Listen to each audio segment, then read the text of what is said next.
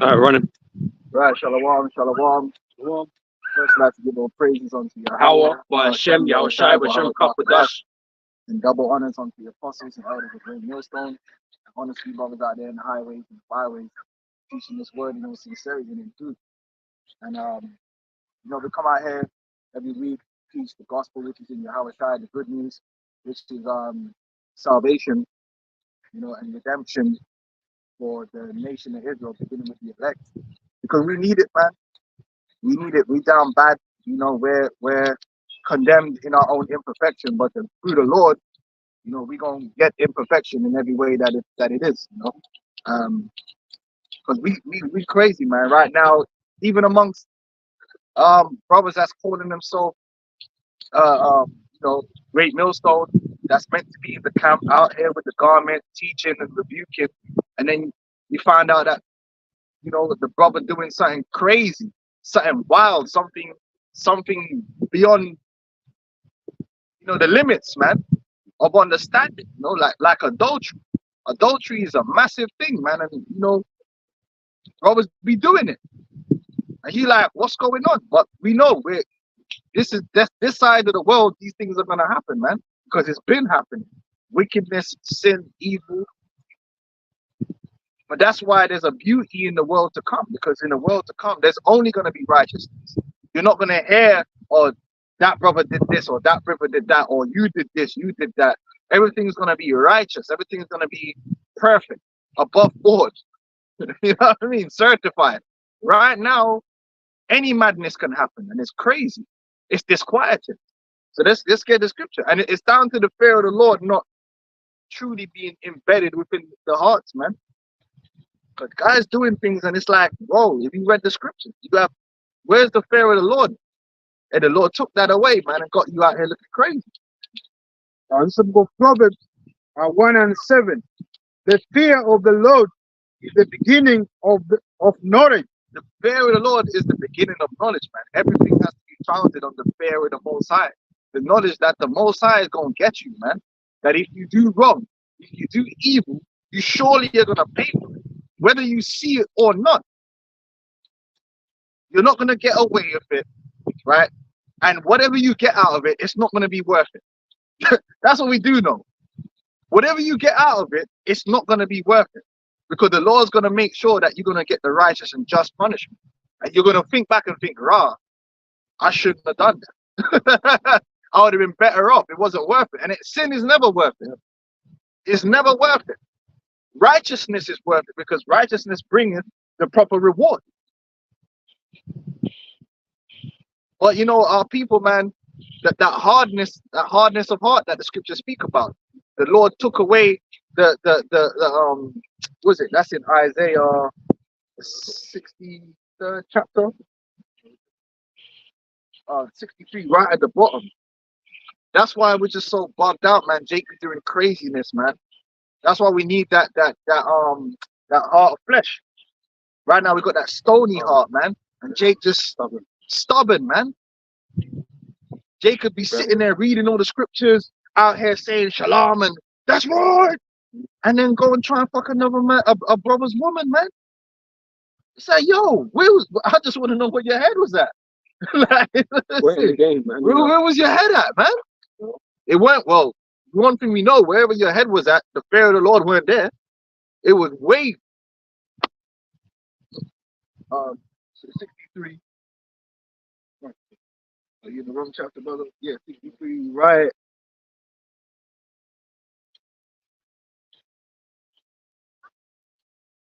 Yeah, verse 7. This is book Isaiah 3 and 17. 17, sorry. Oh Lord, why hast thou made us to err from thy ways, and hardened our heart from thy fear? Jake's heart is hardened from the fear of the Lord, man. That's the only conclusion you can have. Your heart is hardened from the fear of the Lord, man. And the fear of the Lord is a gift. For the Lord to put his fear in you, that's a gift, and that's the beginning of wisdom. That's the beginning of understanding. If you don't understand nothing, you should understand that you should fear the Lord, because once you fear the Lord, then you take notice and you take heed to his commandment. and then everything's gonna be all right. So when you start lusting after another man's wife, what should kick in? The fear of the Lord. Oh, you know what, man? I ain't supposed to do that. Come, hey, one thing we do know, the fear kicks in when it's on the streets, right? The local gunman, I don't see man violating the local gunman like that because they fear, innit? Oh, yeah. Bad man girl, that and a dog girl. You know what I mean? You know what I mean? No man fucks with the gunman's girl. Cause man know, like, oh shit, you know what I mean? Like, yo, man, if man find out man's coming on a mad thing. But with the Most High, they don't have that fear, man. Them man are scared of the cartel. They're scared of, you know what I mean? Man talk about it. I didn't want to act up because the cartel was in the building. Hey, but the Most High is always in the building. So why are you acting up when it comes to the Lord? Doing absolute madness. Because the fear ain't there. Yeah. Oh, you got signed as well? Yeah. Okay, get signed. After I want Jeremiah 7 chapter. Ecclesiasticus 3, and start from 16. Two such of men multiply sin. The third will bring wrath. A hot mind is as a burning fire. It will never be quenched till it be consumed. A fornicator in the body of his flesh will never cease till he has kindled a fire. Yeah, that's them niggas. That's just like them dirty dick Harrys, man. And then you find out guys have a fucking history of it, just not being able to control their lust, man. You can't trust a nigga like that. As we've seen, you know, a situation happened earlier. The guy had a transgression to do with his penis, and lo and behold, that was ended up being his downfall again. Because the niggas is always gonna get themselves in trouble with their penis, man. That's why the Bible says you gotta mortify your members, man. You gotta learn to control your sexual desires, man. Have some kind of discipline over the flesh. If that's another man's woman or that's your brother's baby mother, then leave it alone, man. Go do something else, man. We're gonna get all we desire in the kingdom, man. There's no need to stoop so low to give in to those carnal desires, you know, to go and do that against a brother, man. Because you know it's gonna hurt, brother. You know what did I was trying to say, man? Love that. What's the greatest? Why these two things do the law hang? What was one of them? Love thy neighbor as thyself. And the thing is, man, niggas know they don't want no one, unless you're fucking like, unless your name's like fucking Destiny or one of them cocks, yeah. Generally speaking, a man don't want no next man popping his baby moms or popping his woman. You know that you don't feel right. And you know one thing I've noticed in my lifetime, them serial adulterers, them man hurt the worst when it happens to them. Them are the mans that do all the bawling and the crying and them man that love to pop other man's woman, they can't take it. That's one thing you would know about life. A lot of times the man that's giving it, them are the same man that can't take it. Them are the man that's the worst. Them man are hurt forever. Then why are you doing it to other? You know, love thy neighbor as thyself, man. Have some empathy, man. You wouldn't like it, so why are you doing that?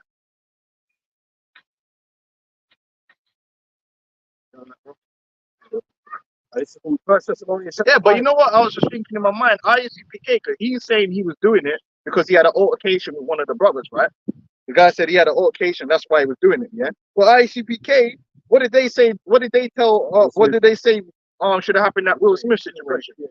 Chris Rock. He said Chris Rock should go and pop his wife. But what the fuck, man? The mentality is... Yo, Jacob, man. Even in here, 2023, that's why we need Yahweh Shai. We need Yahweh Shai. We need that new covenant. We need to be changed because the corruption is real. We can't just go on like this. We can't go on. There has to be a change. And that's what the new covenant is all about. It's all about making that change and bringing in that perfection, taking away that stony heart, as we're going to read, and bringing in that heart of flesh so that we simply just obey. And there's no more stubborn-heartedness, no more error, giving into the flesh and temptation for all of us. And we could all just do right. And that's a beautiful thing. Why wouldn't you want to just do right? You know? But this is crazy, man. Yeah, but it's in 1 Thessalonians chapter 5, verse 12. It And we beseech you, brethren, to know them which labor among you and are over you in the Lord and admonish you, and to esteem them very highly in love for their work's sake, and be at peace among yourselves. Now we exhort you, brethren, warn them that are unruly, comfort the feeble-minded, support the weak, and be patient toward all men. See that none render evil for evil unto any man. Render evil for evil, man. Like, if a man sin against you or you perceive, because sometimes just being hurt is considered a sin. If your feelings get hurt, man consider it to be a thing. Oh, I'm hurt. Like, but that doesn't justify whatever you want to do in return. That's not how the law works. And that's why so much wickedness is happening in this world, because man are bringing out judgment that's way over and beyond what actually happened. Because you're in your wrath mode. You just do whatever you want to do. Like a good example is the rape doctrine. A lot of man getting their feelings about that. Now, we don't rape nobody. We ain't got time for that, man. Brothers got jobs. We got women. We just do. Hey, listen, one thing we do know. Hey, the women, man, I deal with the women them nicely still. Yeah, ask them. Yeah, but We're just trying to get out of here. we ain't trying to go and grab up no woman and rape no woman and none of that stuff, man. But there's a law in the scriptures that deals with marriage by abduction. That's what I call it, because that's what it is. In the scriptures, it's marriage by abduction. Yeah, go look that up. Just type that into Google, marriage by abduction, and you'll understand that that's what's being legislated for in the scripture, right? We brought that out. Guys got emotional, went to barbershops. What would you do if somebody raped your 13-year-old daughter, niggas in a barbershop? I'll kill him and all this kind of stuff. But is that what the law says? Is that what the law says? Because if that's what the law says, then fine. But that's not what the law says. So by you encouraging that emotional reaction, what are you really encouraging? Rendering evil for evil in terms of you're going down there to commit murder. Great evil. Or Right. evil in that case. So you go out to murder.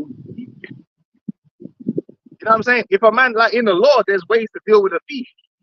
Man steal your cattle or something, and you find out he stole your cattle. You're not supposed to go and chop his fucking head off. You just roll up to him and just slice him.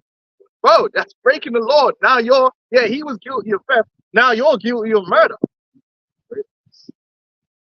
Because you didn't hold your emotion and stick to righteous judgment. Balanced judgment. Judgment's supposed to be balanced. Oh, that guy said something, so I pulled my gun out and shot him in the face. Okay, that's murder though. Yeah? St. John 7:24. Judge not according to their appearance, but judge righteous judgment. You're supposed to judge righteous judgment, not based upon the wrath or the anger you feel. Because you're angry now, you could do whatever you want. And we're just gonna say it straight. Why do you think these women, they get hurt in a relationship and they'll bring up pedophile allegations? They'll do whatever it takes to hurt the man. Because the emotions, man, because they feel like because you're hurt, you're now justified to do anything. That's not how righteousness works. There's judgments in the scriptures that are meted out for what a man did. Eye for eye, tooth for tooth. You know what I'm saying? These rations, wrong's been done to you, man. Yeah, you got to hold on to your integrity, man. But a lot of people, we don't live in a world where people understand it, especially among Jake. And that's why among Jake, there's always wild shit happening. And then when you find out what it was all about, you're like, rah, like, did it have to, has it come to this? Oh, you know what I'm saying? Like, some minor thing, like a man stepped on a man's shoe in a thing, and it could end up in a man dying over that. It's happened. Hey, I stepped on a yardie Timberland one time in a rave in it was a Pasa Pasa as well. I was in a Pasa Pasa. I weren't in the truth, man. But I went to a Pasa Pasa in fucking what's that ends in Birmingham again? Not Lazelle's. You know what? If El Ramar was here, he'd know, man. But Bad Man Zone, trust me, In one of them zones that the shops don't open past 6 o'clock and them ones there. It's peak. I'm like, what the fuck? The shops closed like 6 o'clock. Bad man area, yeah. And then so I'm rolling in. I'm just coming into the party. And one yardie standing on the side, yeah. And I was already a bit lifted, innit? And I must have like lost my balance and stepped on man's fucking Tim's, yeah. And I thought, boy, that was it. Because you know, man, yeah, we never know. I ain't know what man's rolling with. And he's looked at me and he really wanted to do me something, but the spirit had it where, you know, he calmed him down, innit? And I just, well, I wanted to leave, but and I just got there, man. Because you know, with niggas, man, any kind of infringement could end in death with these niggas, man. Nigga, look at a nigga the wrong way, a nigga might want to blow your head off, or you know, it's craziness, man. Go on. So back in First Thessalonians chapter 5, verse 15 again, right? It says, "See that none render evil for evil unto any man, but ever follow that which is good, both among yourselves and to all men." So that goes. There's no different standard that you should really hold in many regards to people that are without. You gotta let your good works show forth. So we don't even treat people that's in the world a certain way. But this is the wisdom which is to show for all nations. Yeah, that make her blameless.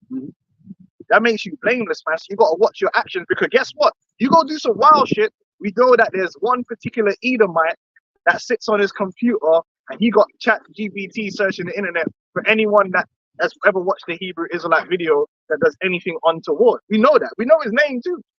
It begins with V. That guy there is just waiting for a nigga to do something crazy. He waiting for the opportunity. Oh, see, the Hebrew Israelite, see, he punched up that guy in the supermarket. You know what I mean? And then he's blasted. See, them man are a threat to the mankind and aliens and everything. They're the worst people ever. He's just waiting. That's why you have to carry yourself a certain way, man, and keep your emotions in check. Because sometimes you want to do some wild shit. That wrath, you know? Yeah. It's from Matthew 5 and 16. Let your light so shine before men that they may see your good works and glorify your Father which is in heaven. Right. So that even goes down to adultery. Like, you don't really want to be like popping another man. Oh, he's an Edomite. It doesn't matter if he's an Edomite or what he is. You ain't supposed to be doing that, man. Yeah, if the Edomite got his girl, that's his girl, man. You just keep it pushing, innit? You got to rehearse the righteous acts. But then how are we going to any different from Esau, man? He just goes around and takes your fucking works, man. He's the wicked, you know? Yeah, you got to show a different level of integrity, and that way no one ain't going to roll up to camp. You're out there preaching, and man's like, but this guy took my woman. It's how shit. Man's there reading the adultery scriptures, and then the Satan will have that guy turn up. Yeah, but what you going to do in the face? Nothing. You can't. Now you look like a hypocrite because you ain't standing on what you preach, innit? You know, or you stealing, or you doing some mad shit out there in the world. So you got still carry yourself in the world with a level of integrity, man. Even if it's an Edomite, man. Sometimes you wanna, you know, but you gotta hold your level. But yeah, at the time, you know. Sometimes you wanna assault. I'm being honest. Everyone in Matthew chapter 5, verse 27 says, "Ye have heard that it was said by them of old time that thou shalt not commit adultery. But I say unto you that whosoever looketh on a woman to lust after have committed adultery with her already in his heart." Now let's break it down. Are you gonna see a woman like? Come on, we live in a society, right, where, hey, yo, man, y'all are out there, man, are out there with their girl looking wild. Y'all are out, man. Some of these dudes are weirdos nowadays. They feel comfortable with their walking with their so-called woman, and she out there, man. She out there bad, right? And you're gonna look, and you're gonna be like, okay, she's a good-looking woman, but you gotta know when to like shut that. You know them emergency stop buttons, right? You gotta know when to just be like, all right, you know what? Yeah, move on to other things. This is what I was gonna say, because what we're not gonna do is covet. Yeah, you sit there like, you're thinking about it. I'm gonna this is where this wickedness is gonna creep in. Go to do some mad shit. Maybe not to that woman, but maybe it's another woman or another guy or whatever. Start moving like Macbeth, like, you know how Yeah. They're demons. Yeah, like, you can't think about nothing else now. That's what it's talking about. Now you're scheming. You're a schemer. Because everything starts. What did man say? We connect. We can forget that which we see, Clarice. Yeah, man. Man just there looking at the thing, and then you're staring too hard for too long, and then you start moving mad, man. You gotta come to the light, and you get women like that at work. You get them women that love the attention. You see them, they're married, they got a husband, they come to work, and all they do is soak up male attention in a particular way. They're smiling up in man's faces and that. But I avoid them women at work because I know what you're on. Other women that just act normal, you could be professional with them, like, yeah, you're right, you're cool, and they just cool, and they're all right. I know women that they got a boyfriend and they're cool. We could chat because we're from the same. I got one girl, we're from the same country. We went to the same school, so we chat on a what is it called? Plutonic terms. Because we're at work. She might help me out. There's a job there, and we're cool. I don't. But if she was like coming around twiddling and man, I ignore women like that, man, because you get them women that try and soak up the male attention, yeah. And then you see guys like they can't wait to see her and all. Bro, you're going down the wrong fucking road right there. You gotta learn when it's just like, listen, man, just ignore them and move on to something else. You're gonna get yourself hurt. You're gonna do foolishness. You gotta know, man. Just man. Oh, you're married. You gotta put her in the plutonic category, and that's that. You gotta put her in. That's just a human being category, not a potential slam. But them man, some of them man at work, like they're just waiting for an opportunity. Like you can see it, and they're gonna get hurt.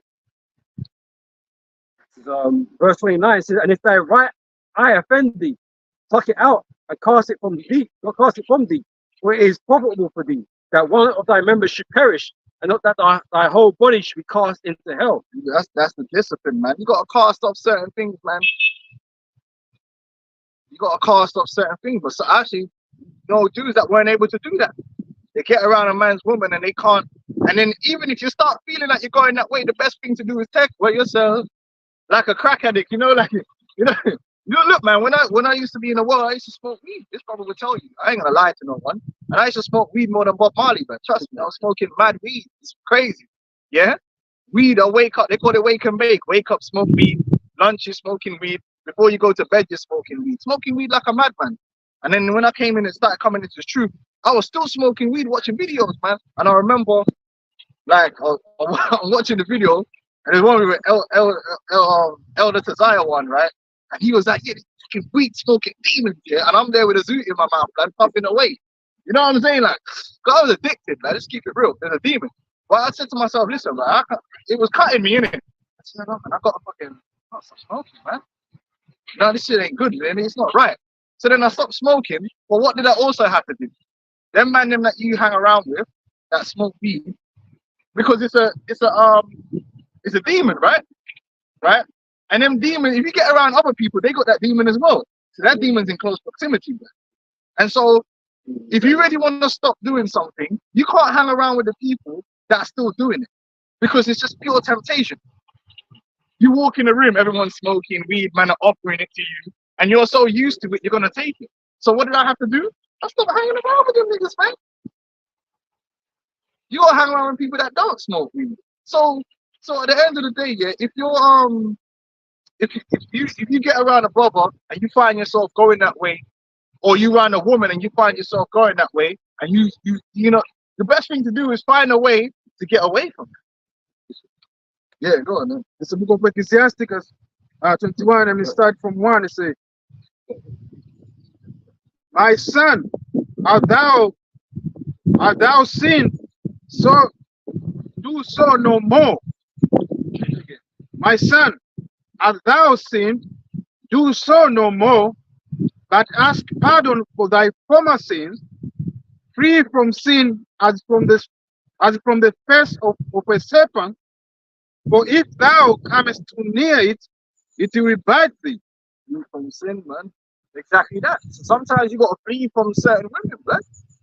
You got to flee certain situation that is maybe too tempting for you. It's better to run because you're running for your life, and that's the fear of the Lord. You're running. Oh no, I don't want to get into that situation, and you're running.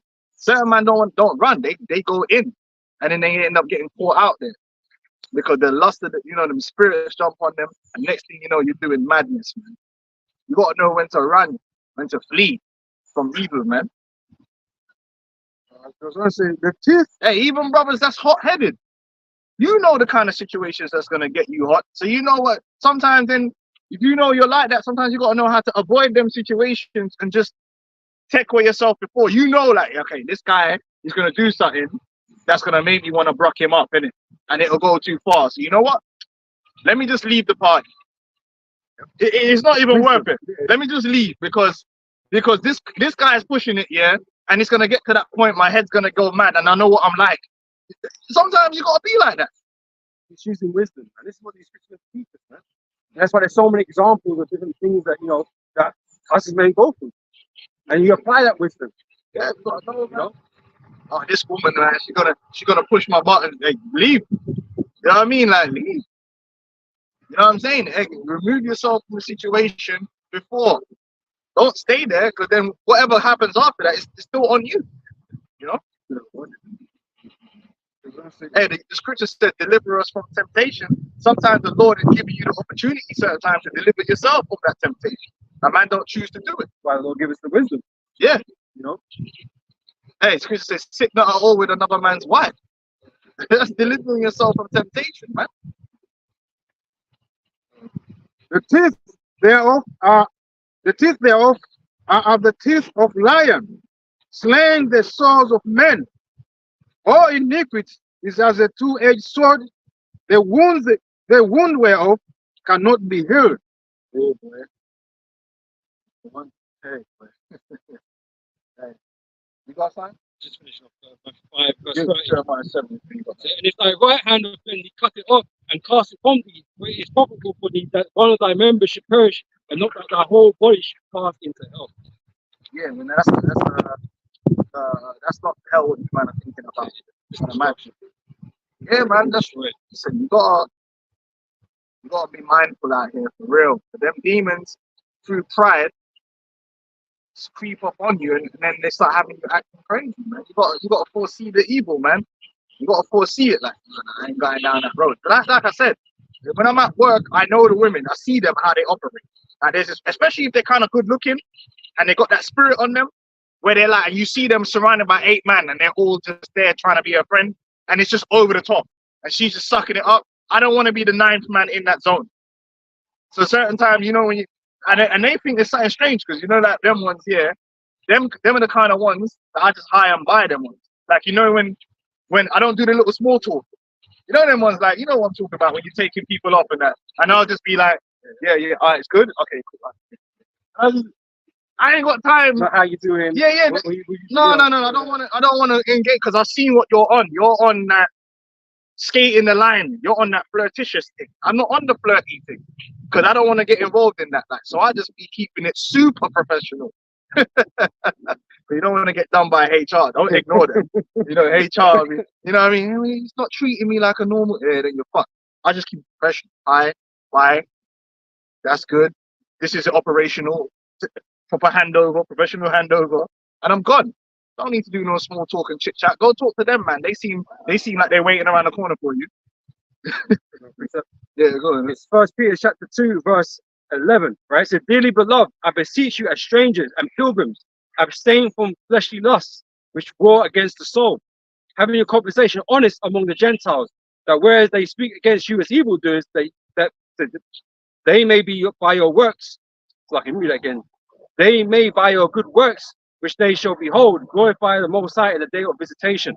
Yeah, that's right. We're supposed to be an example, man, and that's why we have kind of like zero tolerance on certain type of behavior, especially in Great Millstone. We don't want no brother assaulting no one, so don't be punching up no brothers at camp, because you out of there straight away. I don't care what the brother did. Don't be punching up brothers at camp or trying to stab brothers or any kind of foolishness like that. We're not playing them kind of games. Don't be trying to pop no brother's woman. Yeah, don't be stealing from no brother or extorting no brother. We don't accept that kind of behavior around here. Now there are going to be transgressions. You might say something to a brother and little things might happen, innit? But those major things, we don't tolerate that, and that comes from the top. The apostles don't tolerate that, because you be out of there. Because we don't want. If you're doing that to brothers in the camp, then what are you doing in the world? Next thing you know, you become a poster boy. Or what won't you do in the future? Or what won't you do? And then you become the poster boy for the ministry. Oh, see, look, that's what them man are like. Look, we don't want to be like the Christian church, man, full of a bunch of reprobates, man, doing all manner of sorts. It's so bad now that it's normalized that people don't even whatever. We the priests popping little boys and all that stuff. We're not playing none of that shit around here, man. There's a certain standard that you need to keep because you're representing your Hawashai. You're representing a better path and a better way. So you have to carry yourself that way. So that now, if they have to bring anything against us, they have to lie. Because they can't say we were doing this and doing that. Even though Vocab is trying his hardest. He trying, bro. He trying to, oh, this guy, he did this and he knew someone that knew someone that watched a GMS video. He dying, man. He died to get something juicy. But even if you do get someone in GMS that does something crazy, you know what? That guy will be the first ones to out him and violate him for doing that. He out there because we don't tolerate it. So you know we don't stand for it, whether it's without or within. Now the Catholic, the Christian church be doing mad cover-ups. They be doing mad cover-ups. We've seen it, mad cover-ups, man. You've seen all the videos of some woman getting up, pastor, she coming up to give a testimony. There's bare videos like this. And the pastor say, yeah, come up, my child. Pastor, why don't you tell everybody how you bent me over when I was 8? You know, it's like, oh, and it's, bro, go on YouTube. There's bare videos where fucking people are bringing out testimonials right there with the pastor, and he's like, oh well, and people are like, is this true? Look, man, if that was in our congregation, we would be, listen, man, that man will be out of there before you can say, because we don't tolerate that shit. Like that, man. The Catholic Church be moving you from one church to find out you fuck. Give you a new name. Yeah, just move you. That's what they were doing. And Vocab said, we're the worst. These men, let me find out that our brother was bending over some little boys and see if you just go, say like you're from the London camp, yeah, just go to the New York, move to New York and teach in the New York camp. Because we don't want no one to find out about this. Bro, you out of there, fam, man. We putting curses on you on top of that, man. You got to die. Deliver such a one up unto Satan for the destruction of the flesh, man. We ain't with that, man. Fuck that. Do you want to read a little more from it? Back in 1 Peter chapter 2, verse 13, so submit yourselves to every ordinance of man for the Lord's sake, whether it be to the king as supreme, or to governors as unto them that are sent by him for the punishment of evildoers and for the praise of them that do well. Verse 15 says, for so it is the will of the Most High that well doing you may put to silence the ignorance of the foolish men, as free and not using your liberty for a cloak of maliciousness. That's right. Well doing. You're supposed to do good at the end of the day. Even in the world, you do good. Like even my family, they can't say that. The only thing they got against you is the fact that you do the truth. But I know for a fact that my sisters can't say like, listen, my sister called me up. Yo, I need you to help me do. If I got the time, I go help. My mom will call me up anytime. You need this or that. I go help her. My dad, like my auntie, you know what I'm saying? My cousin who called me. They can't say that, man. Oh, this guy's a dickhead. Nah, I'm cool. I just know the truth and I stand for what's mine, innit? But these men can't say that I'll be violating people and doing that. Nah, they can't say it. The same thing with all the brothers. They can't say that, man, that we're violators, man. We do good. We give people good advice. Yes. This is it says, as free, not using your liberty for a cloak of maliciousness, but as a servant of the Most High. Honor all men, love the brotherhood, fear God, honor the king.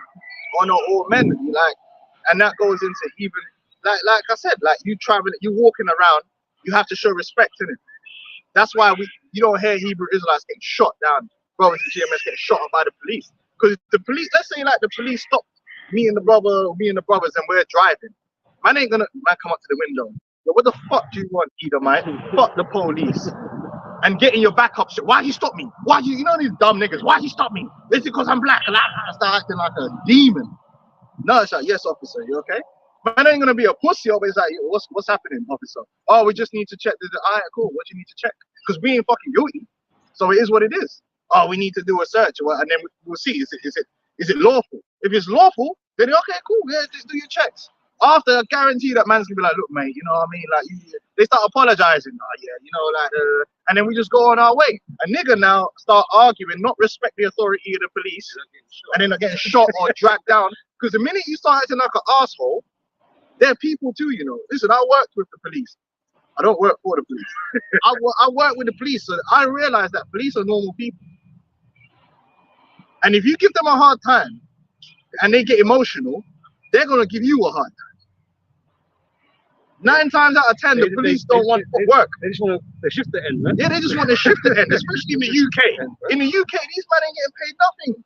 They out there doing they do like 3 nights and they have to do 3 days. What kind of madness is this? So them man, I know these men don't want to live no more. They're on edge.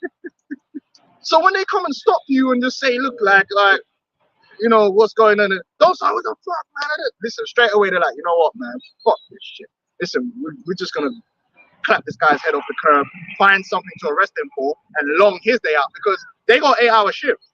So they could spend the next 6 hours processing you and then go home. You ain't getting paid for that, so you now got to go through all this madness. You're going to get put in the van. Then they're going to try and find somewhere to put you. Then they're going to put you there. Then you got to wait for your lawyer. It's tomorrow now. Yeah, you ain't going to work. You ain't earning no money. Them men are going home and they're sleeping ready to, yeah. So you respect the authority of the police. You go into someone's establishment, you respect the manager. You show the respect and the honor which is due unto them. Not to say you let man take you for a ride, but there's a certain level of respect. You respect the fact that, bro, this is your shop. And you respect the fact that the most guy is in fucking captivity, man. Fucking these go up in Which one has to do? people go up in people's shops, start acting like assholes, blood, and then wonder why they're getting their headlocked in that. Bro, we're not here to have it our way, innit? We don't have the power or the authority to say or do nothing. These men have all the power, all the authority, man. They can do what they want to do with us, man. And what can we do to prevent them? The only thing you can do is be intelligent, to be wise, and you know, smart, man. Be civilized. What is it? Bro, to be honest, you should always act like that. You should always be respectful and civilized. It's not about being an asshole in life. You respect a man when you go into a man's house. You respect a man when you go into his establishment. If a man has a certain job, he's doing his job. Respect the fact he's doing a job. Security guard is doing his job. Let the man do his job as far as his job entails. Simple as that. But a lot of niggas get themselves in trouble because they don't respect nothing. They don't know how to act. And that gets them in trouble. No, man. I've seen the apostles go into people's restaurants and act like civilized. I've been with the apostles. Pleases, thank you, tips. We've been in restaurants and them man love to have us there because of the way we act, the way we show them respect, and they show us respect, and it's all good. We don't, hey, come over here, acting like a demon. Yeah, we increase the chance of getting a better meal. You know what I'm saying? It's about the saliva, the man's DNA in it. Yeah, I'm just saying, you got to learn how to be civilized at the end of the day. Just because we come out here and call the white man the devil, we're the most civilized of people, man. Just saying facts. Yeah, go on now. It's true. It's the book of First Peter 2:13 say, submit yourself to every ordinance of man for the Lord's sake, whether it be to the king as supreme or but read it still. or unto governors as unto them that are sent by him for the punishment of evildoers and for the praise of them that do well. For so it is the will of Most High that with well doing he may put to silence the ignorance of foolish men. Right. Hey, like when me and Elder Ramar got arrested down there, well, I think you was there. When we got arrested down in Trafalgar Square, right? Them men were lying. The whatever he is, the they them dude, yeah, them man there, yeah, he lied. Now we could have used that as a thing, or what we could have acted belligerent. Nah, I mean, all that was gonna happen is they would have been right. The police, yep, he was resisting arrest. He was swearing. All that, because that can be an offense. Swearing in front, cursing at the police and all that. Nah, it was like, oh, you're being arrested for. They came and talked to us. We talked to them, told them what happened. You're being arrested. All right, cool. We got arrested when they dealt with us. All charges dropped. We got released. No problem.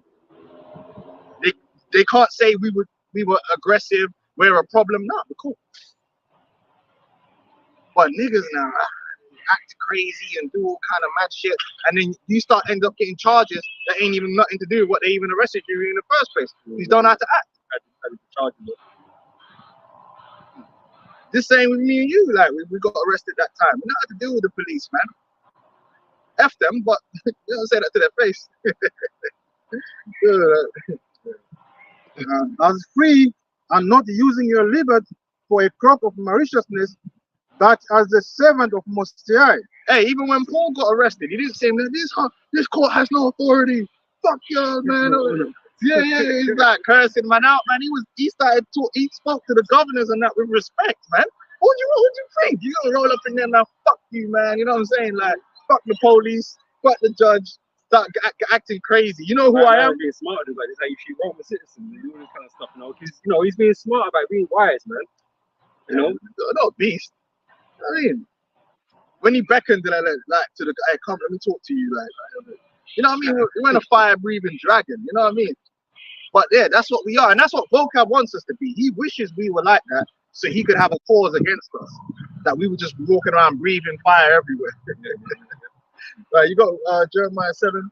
Can I just finish? Yeah. Oh, you still got more? What was that? No, I just saw more. Okay. Back in 1 Peter chapter 2, verse 18, right? It says, servants, be subject to your masters with all fear, not only to the good and gentle, but also to the forward. For this is thankworthy, man of conscience towards both sides, endure grief, suffering wrongfully. Because sometimes it happens, man. Yeah, sometimes you got arsehole manager, and then, but you got to know how you're gonna act. Now, back then it was no manager; it was the actual master. So you just got to deal with it because there'll be serious consequences anyway if you try to violate. Nowadays, you are arsehole manager, you still got to be smart. That's why you need to know employment law and what you're doing. Just to put you up on game is you make sure as much as what happens is recorded. So if you got a manager that's being an arsehole, keep a diary, write down every incident that happens. Correspondences, try and get them to say what they're saying in an email, because the email is a legal record. Yeah, you got to be slick with man. Don't start going in the manager. You know, Jake did that all the time. What the fuck? Nah, man. Just okay. Is that what you're saying? Can you write me an email just explaining that to me? And they let their guard down. They think he don't know what he's doing. He's just a Negro. And you build up a case, and then boom, after a certain amount of time, whip that to the manager above them. The manager above has to take it in the UK, definitely. Managers take that serious, because if he don't do something about it, that's getting whipped straight to the top HR. When you get to the top HR, them man don't play, because they don't want no bullying and they don't want no harassment or bullying. And you could take time off and get paid for that. No, you could be off for like a year and get paid because of bullying and harassment. Up in HR, man, everyone's just number. Yeah, they're like, yo, this manager did that, and that manager could get fired straight away, and you carry on doing, and people know not to fuck with you then. But that's the civilized route. Meeting a guy in a car park or getting into a massive argument with him, and then you overstepping, he used that against you now. Oh yeah, but look, he's belligerent, he's aggressive. Yeah, and then now you look like the bad guy. So you gotta be smart. You gotta know how to suffer sometime, but we're not saying suffer in silence. We're saying that, yo, but at the same time, you start keeping a diary, dates and events. Take it up to the higher management. Higher management don't want to hear HR. Or if that is the HR, then you can go to an employment lawyer. Yo, this is what's happened. What? You get paid out. You say, oh, suffer not as an evildoer. Yeah, suffer not as an evildoer. Yeah, man, we're civilized people over here now. We're not no fucking emotional Negro beasts. You see it all the time, man. And this applies, also inside the brotherhood too. It's sorry, it's gone against you, man. But you ain't done that or whatever, it ain't true or whatever the case may be. It don't mean that you start losing your life with brothers. Man. You start that like a fire-breathing dragon. Trying to justify your innocence or whatever, man. Fair enough. Like, we get it. It hurts. You don't want to be done like that, but the Most High justifies you, man. Yeah, sometimes the Lord just want to see how you're gonna react. That's right. You know what I'm saying? That's right. Verse 20 says, "For what glory is it if when ye be buffeted for your faults, ye shall take it patiently? But if when ye do well and suffer for it, ye take it patiently, this is acceptable with the Most High. For even here unto you are called, because Yahushua also suffered for us, leaving us an example that we should follow his steps." Right? Yahushua did nothing wrong. Yeah, sometimes sometimes you're gonna be punished for doing the right thing. Yeah. Yeah, but like I always say, it's easy to do right when it's easy, isn't it? It's easy to do the right thing when it's easy. That don't count. When it doesn't cost you nothing, it's easy to do the right thing, isn't it? But when sometimes doing the right thing is gonna be like a kickback, or then it's hard, then, isn't it? It's hard, you know? And that's why teaching the truth shows your faith, man. Because that's what we see for teaching the truth, man. Because everyone's against this word. Yep. So he can get us in trouble with the police, he can get in trouble with people and all that kind of stuff. Like the death threats and all kinds of things going. Because it's the right thing to do. But again, it's not an easy thing, because if it was easy, everyone would be doing it. Hey, but you know what? That causes a lot. That persecution for doing the right thing. If you don't have the right mindset, like what's that scripture?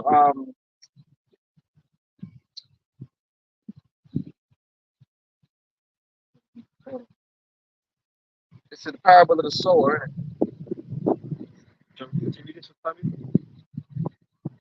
Now I want to get this real quick. It's the part where it says,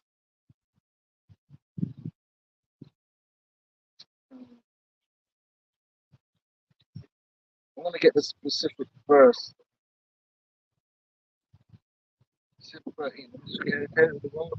No.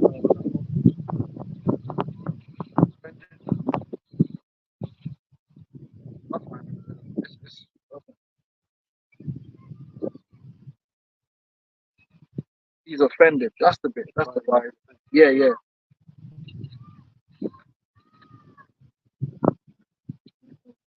Right, that's it. Yeah, so Matthew 13:20. But he that received the seed into stony places, the same is he that heareth the word, and anon with joy receiveth it. Yet hath he not root in himself, but dureth for a while. But when tribulation or persecution ariseth because of the word, by and by he is offended. Now, when you look up that word offended, right?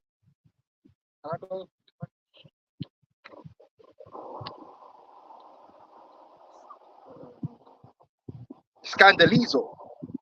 This is scandal. You look up scandalizo and the meaning of it, right? There's one breakdown that's quite telling.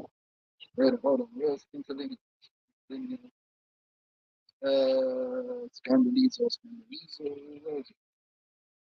Scandalizo.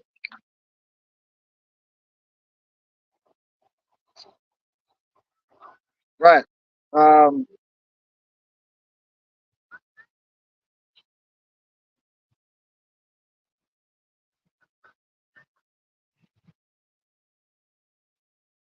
Right. So you can read through the definition, right?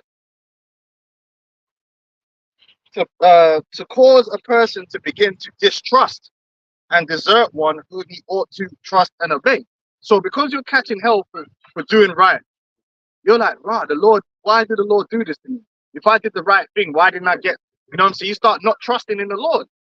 Now you're going down the wrong path. Now you're going to be destroyed. Right? It says, to be offended in one, see in another what I disapprove of and what hinders me from acknowledging an authority. So you don't like the fact that Yahweh Shai didn't save you from that persecution, that you had to go through that discomfort. Yeah, even though the Lord himself went through this discomfort. That's why I speak about despise not the chastening of the Lord. Yep. Because it's gonna come. It's surely gonna come. Yep. Yahushua went through it. You know? So we should be expecting these things at some point, man, in our lives, you know. We're gonna go ups and downs, man. You know, what's gonna happen? It says, since one who stumbles or whose foot gets entangled feels annoyed, to cause one displeasure out of things, to make indignant. Right? So if you look at that word indignant,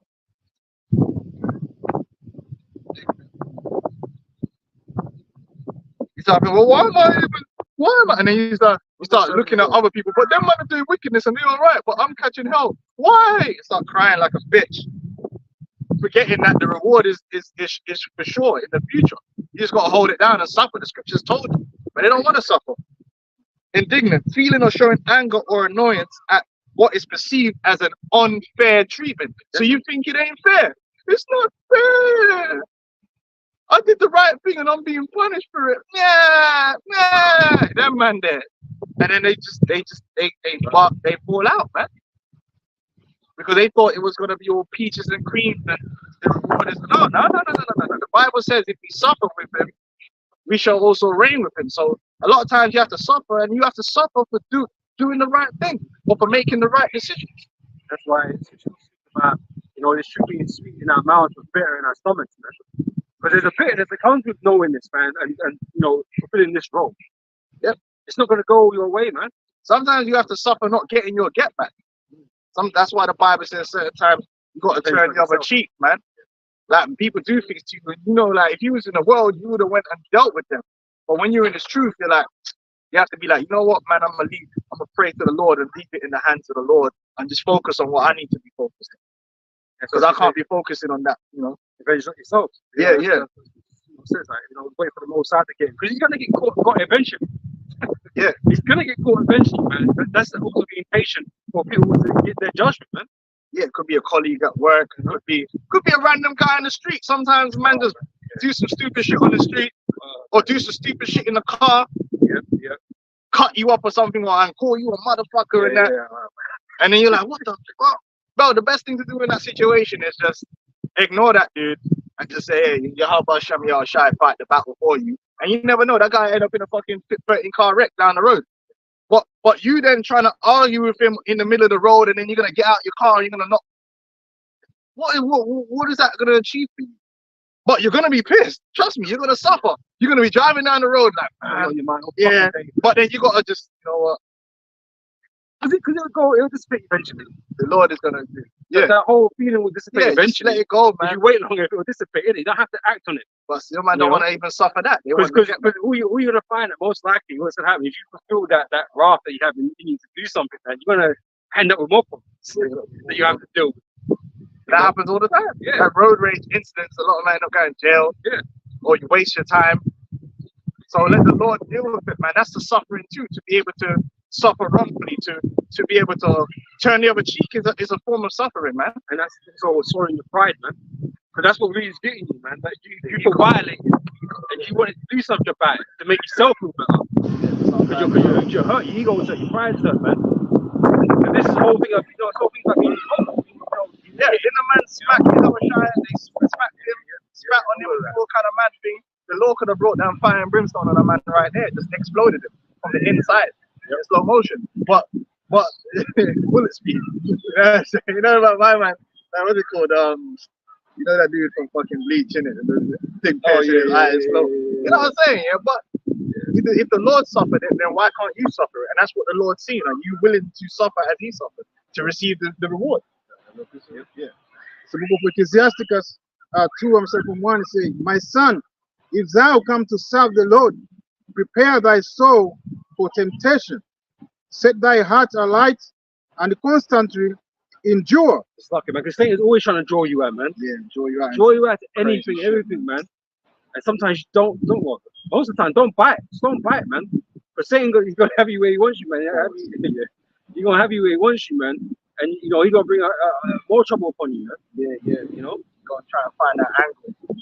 You gotta turn off, man. You gotta use that footwork, man. Yeah. Satan becoming like Loma. You gotta see that trap. You gotta turn when he turned him, man, and negate the angle straight away. Otherwise, he just draw you out into acting out of character or acting like what the elder said when that guy when Sakari said what he said about Paul. He said it out of emotion. Satan came up, and basically he just wants to be right, and this is the problem with just wanting to be right, yeah, and being frustrated when someone is not giving you the right. And then so all of a sudden what Satan did, Satan built up his frustration and his emotion, and he forgot that at the end of the day the Lord is going to win anyway. The Lord is, and I know that frustration. You know when a man just fucking frustrating you and he's saying bullshit, and you know he's saying bullshit, but you have to remember that it's not your job to win, because you're not the one that's winning.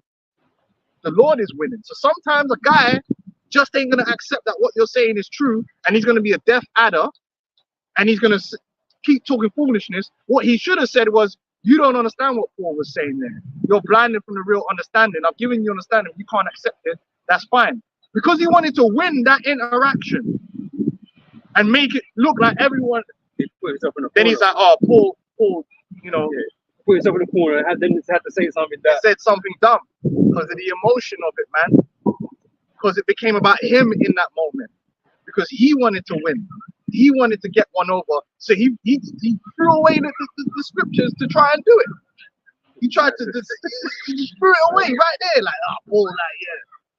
Bro, like, come on, you can't do that, man. You got Satan sent that guy to draw you out, man. You allowed that to happen. Your emotion was getting away with you. And remember what I said about, like, seeing that. When you're feeling them deep levels of frustration, pause. Yeah, you gotta know when to be like, hey, brother, you take over, man. You see a brother that's calmer than you, yo, brother, just speak for a minute. I'm gonna just read. Because that you're foreseeing that, yo, bro. Yeah, I right now, my head's hot, man. My head's hot, and it's hard to do, but sometimes you gotta do that because you might be out of camp sometime and you gotta score for it. And the man was sent literally just to frustrate you. You're frustrated because you want man to accept the truth. He's not accepting it. He's coming with bullshit, and you're losing your shit. Just let someone else speak. Listen, when you also understand, like, we're not going to turn everybody, innit? We're not going to get everyone to understand. That's the whole point. Like, we're all here for the elect. This is why you push that, man. We're not gonna you don't have to try so hard or be in these debates and being in these fucking deep discussions with people that they ain't gonna fucking get it, man. You don't need to. It's a waste of time.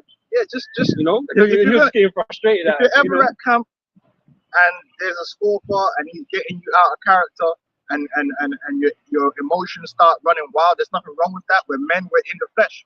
You know, we're not women, but men still get emotions. Listen, we know this. Yeah, so you just need to, at that moment in time, make an executive decision and say, I'm gonna remove myself from this arena because right now my mind ain't right because I'm too angry. Go to the side, hold the sign or whatever. Even if you're the head of the camp, there's nothing wrong with that. Yo, brother, you speak to this guy. Or we're not speaking to him at all because right now it's gonna go to a dumb place and then he wouldn't have had what happened happen. If he let one of the other guys just come in and he just read or something, let me calm down and then I'll come back in when my blood pressure has gone down. And then he just splurted out some madness, man. And then now he's gonna have to double down on it. Because again, he ain't gonna wanna look like, yeah, I was in the wrong. So he's gonna have to double down and it just becomes a mess, man. Hey, we're spitting wisdom right now. You know what I mean? You know what I'm saying? Yeah, sure. Oh yeah, say, hey, let me say this. You can get like that with your woman. Sometimes shit happens when you argue with your woman, and sometimes you end up saying shit you don't want to say. Oh man, this just made it worse. Because you're so fucking angry, man. And then you say some mad shit, yeah, and you're like, oh fuck. But because you're so frustrated, innit, and angry, you're like, you fucking, you're like, oh man. Yo, what should you have done in that situation? Vomit was gonna get to that. You know what? Yeah, we need to talk about this later. My head's hot. I'm gonna just leave. And when I come back later, we'll discuss it when my head's not hot, because you're either gonna get elbow or you're gonna get some harsh shit. You know what I mean, bro? Come on, we've all been there, bro. You know what I mean? You get some anger. I'm not saying we've all punched with elbow. I'm not saying that. What I'm saying is we've all been there where you know to yourself, right, I lost my shit there, and I said some shit that I'm just trying to hurt them at that point. You know what I'm saying? I'm saying some crazy shit.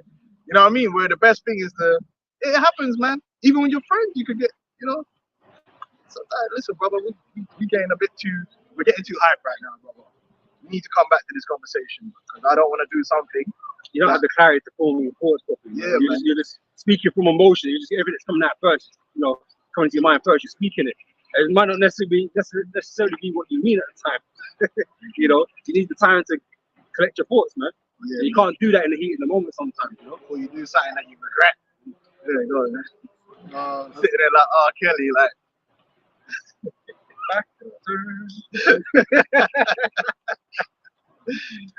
Oh man. Hey, man, I remember I watched that video when the dude came in the hair salon. He stabbed his wife, but she was Oh divorcing yeah, herself. that one. And then the man just Oh, started crying, crying, man, and yeah. started holding on to her. I'm like, man, what was the point of killing her if you were gonna do all that, man? You get emotional, man. Oh, goodness gracious. Anyway, go ahead. Set thy heart alight and constantly endure, and make not haste in time of trouble. Cleave unto him and depart not away, that thou mayest be increased at thy last hand. Now, what does it mean to depart away from the Lord? The beginning of pride is when one's heart is departed away from his maker. So departing away from the Lord don't mean physically running. It means up here. You get put into a situation and all of a sudden you ain't, oh, what does the scripture say? Because that's what we have, our connection to the Most High is the scriptures. Well, that's why he gave us the word, Yahweh Shai. So the minute you stop referencing the scriptures in your actions and you start going freestyle, you've departed away from the Lord, mate. That's when you start doing madness. And the man are like, bro, where was your head at? Well, it weren't where anything to do with the scriptures. Because if you calm down and remember, oh, that's what the scriptures say I should do in this moment, then you do that. But the minute you run away from the scriptures, any madness can happen because you start freestyling and whiling. You know what I mean? Winging it, bro. Like, and that's what he did. He winged it at that moment in time. Completely. Crazy. Just to win against some goofy Christian. We win anyway. We're gonna win anyway. We already won. Fuck these dudes. Fuck Vocab. Vocab. That dude's a frustrating dude. I wouldn't even want to debate him because he just talks shit. You can't debate a guy who, even when you get him banged to rights, is just gonna ignore that fact and then try and come with some bullshit. It's extremely frustrating. It's like Apostle warfare works substitution. That's all he does, isn't it?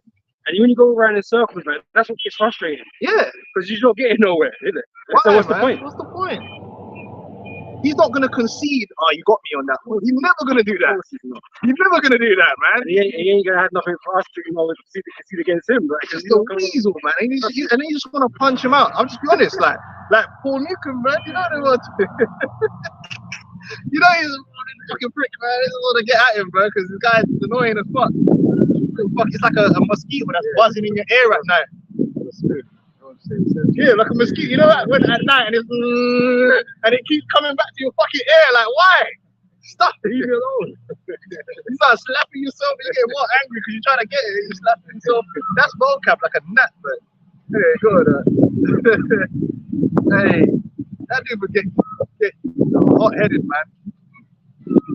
I say, whatsoever is brought upon thee, take cheerful, and be patient when thou art chained to a low estate. Yeah, you got to be able to deal with the low down and see it from a perspective of, I'm here for a reason. If the Lord's put me in this state that I'm in, there's a reason behind it. And the scripture says all things work for good for them that love the Lord. And when it says all things, it means all things. So there's a lesson to learn there. There's a lesson to learn all the Lord is proving you. Just like with Job. All the things that happened to Job was ultimately for his good. Because not only has he got a great name in the scriptures, but the Lord ended up blessing him anyway. So he got a great name and he was blessed. And he's proven to himself that that's who he is. I have proven. And it's always good to prove, because you can say, this is that boxing. Every man can say he's a fighter. But you ain't have to get up. You know what I'm saying? Sometimes you got to be put in that position, yeah, so to know that actually that is who I am. You know what I mean? I am the guy that will go out on my shield. You know what I'm saying? Some man get in that position and they ready to run. You know, Jamal Charlo. They don't want to go out on their shield, yeah? But he would have been swearing to everyone. He might even believe it himself. I'm that guy. Sometimes the Lord is showing you what is in you. He's showing you, look, bro, I'm gonna put you into this situation, how you gonna act. And he's giving you an opportunity to prove yourself. This chastisement and adversity is a way for the Lord to build us up, man. Yeah. To prepare us for our temptation, the day of the Lord. So it's a good thing. Jacob's trouble, man. The Lord's going to prepare us for that. Because if we're not going through adversity and just go straight into the hardest mode, well, you're going to fucking crumble, man. Hey, same thing with boxers. Sometimes the young ones have to go into that one tough fight, that early fight against that wily veteran that's coming to try and upset them, and they have a little harder fight, yeah. But that that hard fight he's having sometimes put them on the right path. He keeps them humble, and then okay, I don't other things I need to work on. But if you just put him in there on all easy PBC PBC fighters, you just put them in there with, you know, hand-picked bums that's there to murk man up and get him like a record of 28-0. But then the minute they face a real dude that's been through adversity, they fucking crumble because they don't even know if they have it in them. They don't know nothing about themselves. But when you go through certain levels of tribulation, you know that you can go through tribulation. And that gives you even more confidence. It's like the Lord brought me through. You know what I'm saying? The Lord put the right, so, you know, the Lord is with me. How you know the Lord is with you if you don't go through nothing? You know what I'm saying? Like, so yeah, man, everything works together for good, man. That's what the scriptures say. So you gotta have it from that perspective that if this thing is happening to me, it's an opportunity for me to do the right thing. It's an opportunity for me to persevere, to endure. Not to say this ain't fair. It's not bawling, you know. Yeah, go ahead. I say, it's going to say, be patient when thou art changed at the low estate, for God is tried in the fire. Gold is tried in the fire, man. Brothers be going, listen, I'm gonna tell you this for free. Brothers be going through it, man. Like all over the world, all the different camps. Like, and the thing is, that's why the scripture says, don't think what's happening to you is a strange thing. Brothers is going through it, man. You see it, and you know when you're ahead, you see a lot more as well, because not only do you get brothers coming to you with their problems, but then you might be, you know, hear about other problems from other camp leaders that brothers are having, and you thinking you had problems, and you're like, fuck me, and then you're like, yo, like, he's like, yo, brothers, we just gotta pray, and everyone's just praying, like, every minute there's a brother that you gotta pray for something specific for. And you're like, yo, that's wild, man. Brothers is really going through that. Brothers is going through some shit, man. Some real personal shit, like, you know what I mean? It's real. Brothers is going through it, man. I'm telling you. Like, we gotta face everything that's in the world, the cost of living, debt, this, that, and the other, women problems, children, problems with your children in school, like all kind of crazy, health problems, shit might be going down with your moms. That's gonna hurt. It's reality, man. We're not fucking robots, man. If something happens to your mom, you're gonna feel it. Something happens to your aunt and you love your aunt, like you grew up and she looked after you, gave you Kool-Aid when you was younger, you're gonna feel it when something happens to her, man. You know what I mean? Brothers go through things, but you have to persevere. You know? Brothers just got through it right now, man. All over, man. It's crazy, but we just gotta keep going, man. Because there's gonna come a day when we ain't gonna go through nothing. Revelations, man, 22. There's no more curse. Woke up saying there ain't no curse. Woke up. The fact that you even exist is proof that there's a curse. You are the curse, man. Might have to, you know what I mean? Might have to deal with you. That's a curse, man. Because in any righteous world, man, if there's any justice in the world, you just fucked up. 100%. And the acceptable man in the furnace of adversity. Believe in him, and he will help thee. Order thy way alight and trust in him. That's right, man. You have to be proved, man, and it's better to be a proven guy than a guy that ain't ever proved nothing. It's better to be proven, and in order to be proven, you gotta go through some shit, man. That's how you get, even in the world, that's how you get considered to be great. We were discussing it earlier. You can't call someone a great.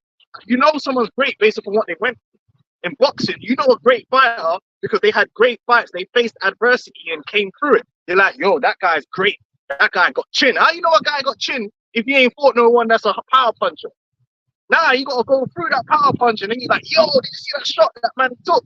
Man's no Triple G's got chin. We know Canelo's got chin.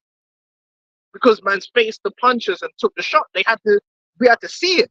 Otherwise, you're just saying it. Oh, that guy got punching power. We ain't seen him fight no one with a chin to see what power he's got. Oh, he's a great fighter. Oh, well, who did he fight? Your greatness is really determined by the adversity or whatever it is that you came against or whatever you actually did to prove yourself.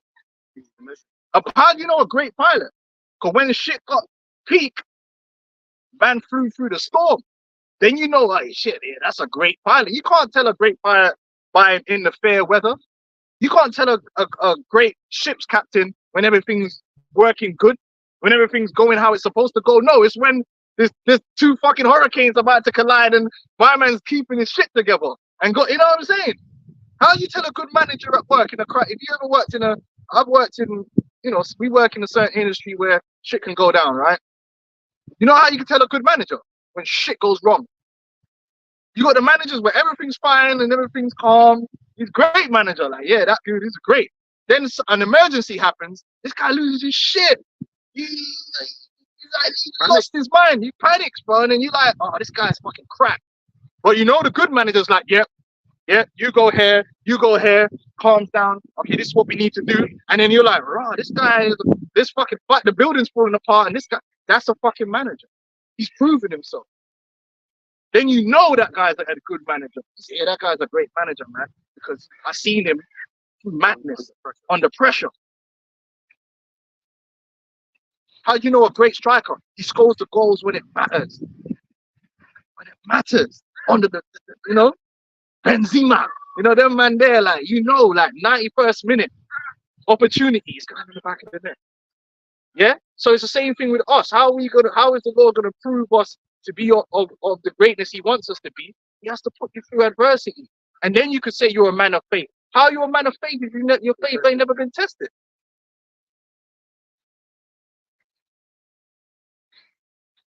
So the Lord has to put us in these positions where our back's against the wall.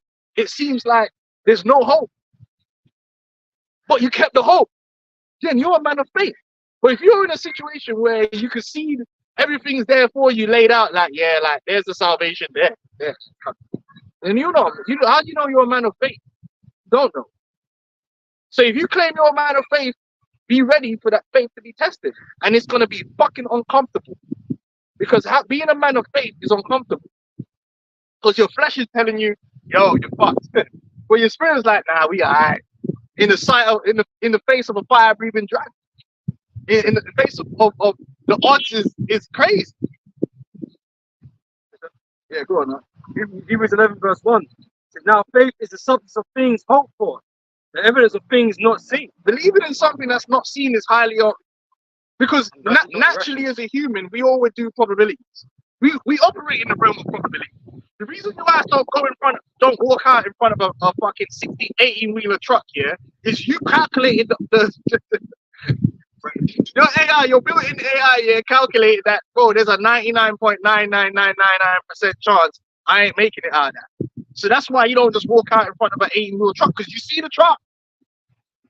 You know all of the tangibles, and the tangibles ain't adding up for a good outcome for you. You did the mathematics. Everyone does the mathematics. Faith is telling you to do the mathematics with non-tangibles. You can feel the heat from the furnace. The furnace is so hot, the man them are getting burnt just getting near it. That's the tangible. But the untangible is, hey, the Lord has, if the Lord will, that fire can't even touch me. That's fucking uncomfortable position to be in. But you got to fight through that discomfort and fight the flesh. The flesh don't want to go near that, bro. The flesh don't want to go near that. You think the flesh want to go into the fire? The flesh wants to. Hey, you ever seen that movie? It's like the opposite of that movie, Riddick. You know, in Riddick, where Riddick was coming with a knife, and the guy's spirit tried to run away, but his body's still there. It's the other way around. Your body wants to run, but your spirit wants to be like, yeah, come on, let's see what's gonna go down. That's the nature of it, man. Your body don't want to feel pain. It knows that pain will, like, all it knows is to avoid the tangibles. Let's keep it honest. Like, if you're in a bad way, like, a miracle is not something which you can calculate with your brain. Your brain's telling you, bro, there ain't no fucking miracles. Miracles don't exist. You got a 99.9%. Yeah, you got a 99.9% chance of getting fucked up right now. But dynamics and shit, you know, fuck. But it's highly uncomfortable, and that's why most people can't have faith, because they like being comforted by tangibles.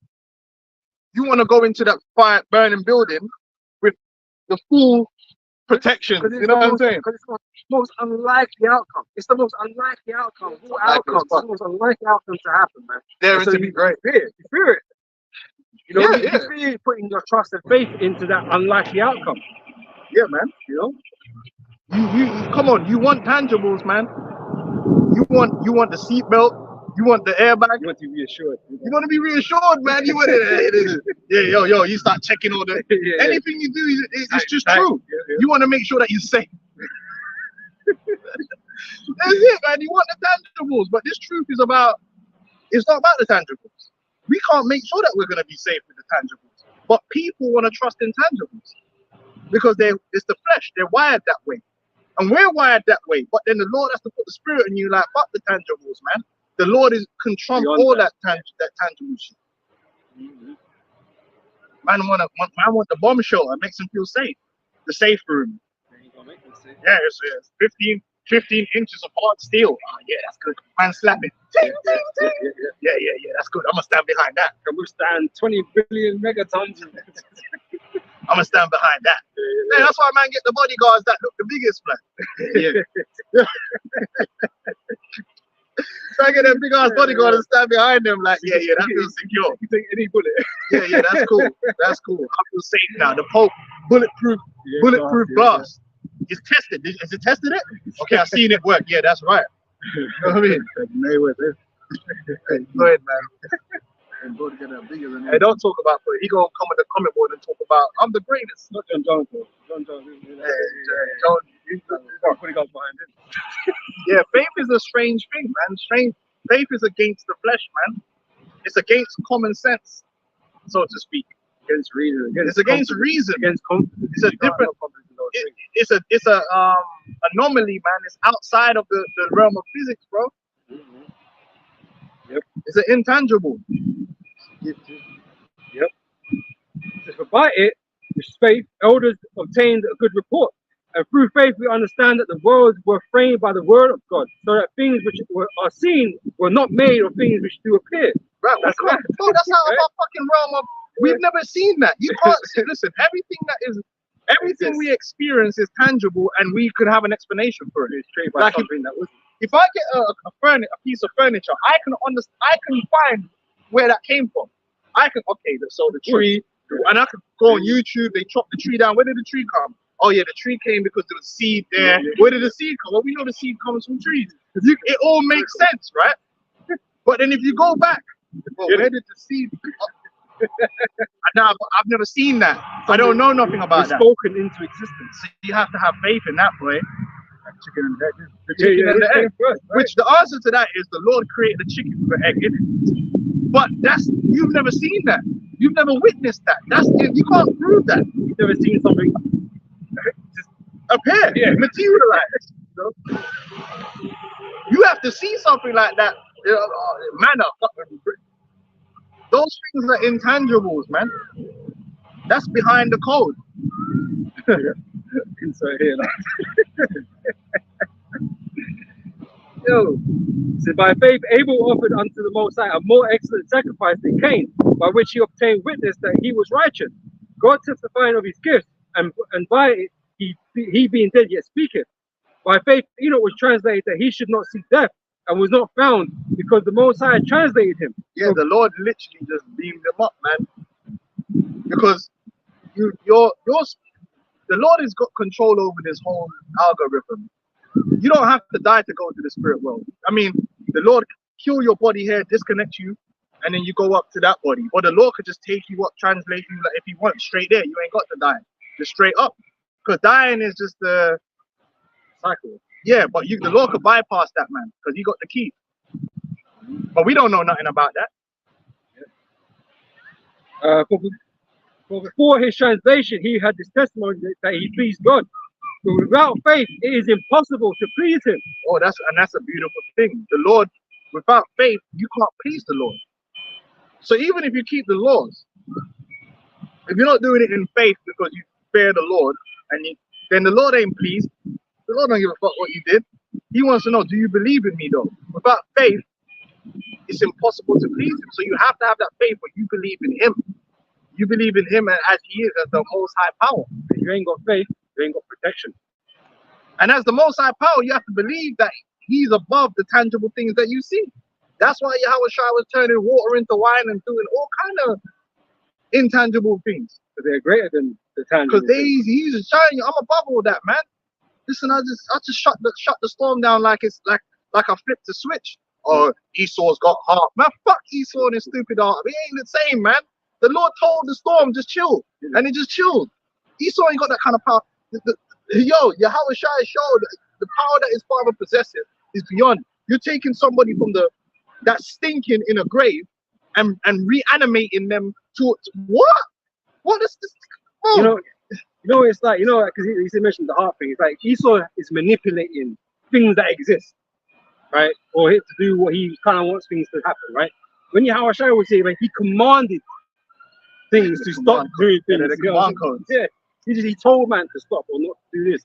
The demons, and they were all scared and shit. Casting out demons. Going to the pigs. All right.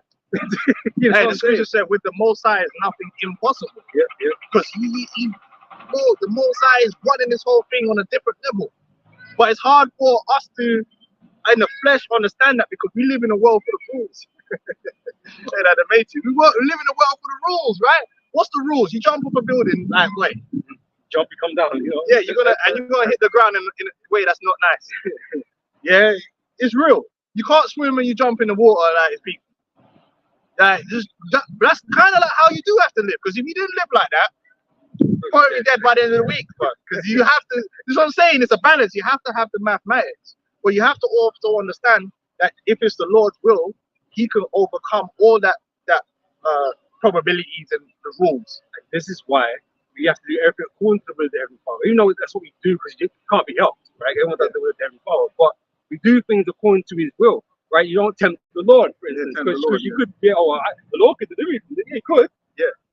But why are you shooting for? Don't be a stupid. Hey, that's like that Muslim come up with time when he said, the Bible says you would drink poison thing and live, which we are. We're drinking poison every day, right? Yeah. And then he tried saying, why don't you drink bleach then? Like the scripture said, what do I look like? I idiot? What? So I can try and make the Lord do something? That's dumb. Making the Lord do work. But if you try to hold me down and pour bleach down around my mouth, hey, the Lord might have me where I live. Miraculously, it's different. You don't try and force the Lord's hand to break the codes, but the Lord can break the codes if you want to break them, because He wrote the code. Hey, anywhere that's a developer, they can do what they want. They have to lock systems. It's the same level, like, when them guys that make them programs, they lock the system. So that's why they make a lot of money. I don't want to sound like, but there's certain systems that, for instance, like you're in a factory. Most factories have a bespoke system. It's not a system that you could just buy. Oh, Coca-Cola factory on Amazon, but let me buy a system to run a Coca-Cola. No, there's a programmer that comes in and designs a system. And usually, this is why they make all that money. It's on them, innit? So they put a lock on that. So then another guy can't come and change certain things on that. He's locked it. So when something goes wrong and they need you to change, they're like, we need this change. Okay, cool, I'm gonna come and sort out. But you got to pay me the big bucks. And that's how that when I used to work for the dairy, that's how it works. Sometimes they didn't want to call the guy because he was living in Australia. So to fix certain things, they had to pay for him to come from Australia to come and put his codes in to change the rules of the system. Because some things you can't, like certain parameters, he'll make it where you can only go within that parameter, but you might need it to go further. Only he could come and change it so that you can add extra parameters. But it's like the Most High. He designed this whole thing. He could come in and change what he want to change. He can make a man walk on water. He could do things which break the rules of the universe. Spiritual power, the hidden keys.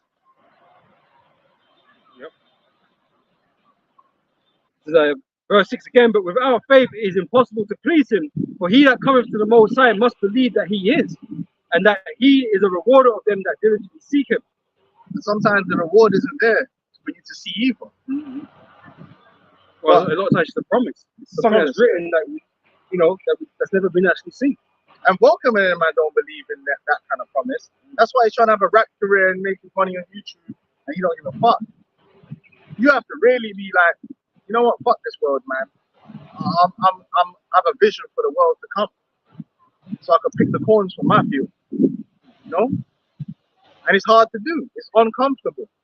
That's why a lot of guys fall out, because they don't like the discomfort that comes with suffering and waiting for something that you can't see. I don't want to for your love. Hey, yeah, Bob Marley. Bob Marley was hurt. Nobody wants to wait in vain, but we ain't waiting in vain. But you can feel like it. On the very first of my eyes on you, girl. See, I should have did a reggae career.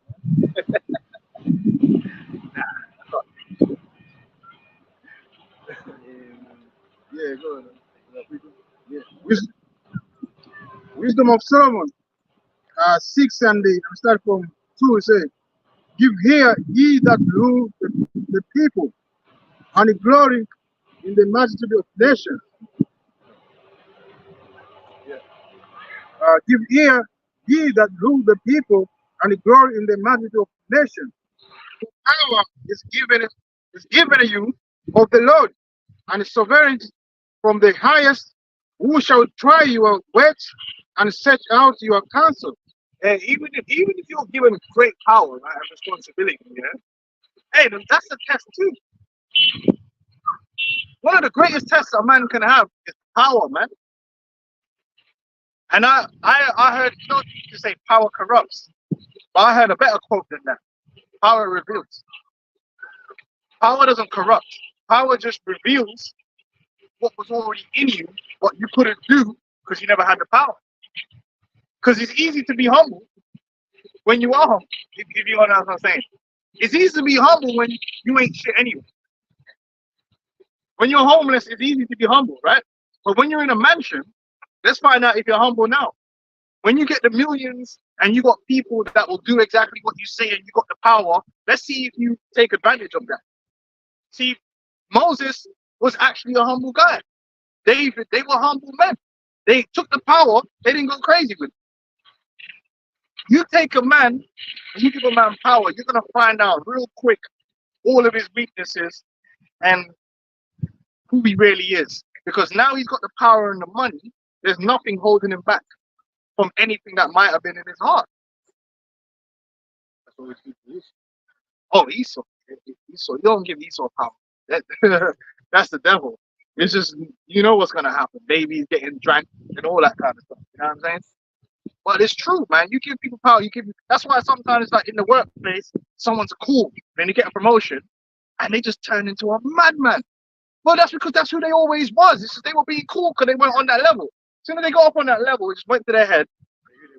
And now it's like they're just moving on a rampage. Because it was already in them. Money and power will just bring out what's already in you, but you never had the opportunity to be like that. So it was hidden. So sometimes the Lord will give you money and power to see what you do with it. All right, let me give this man riches. Because you had a humble now. Let me see what you're gonna do if I give you a couple million. You see, man, just moving mad. That's who he was. Don't blame the money. It's not the money, it's you. Because there's another guy that will get the money and he didn't act like that. Why? Because it was already in him to be humble.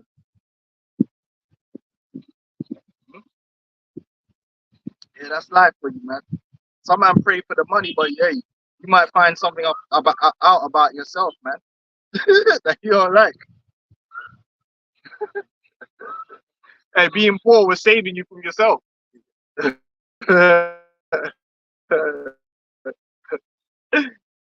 mean, I just killed themselves with pussy and drugs.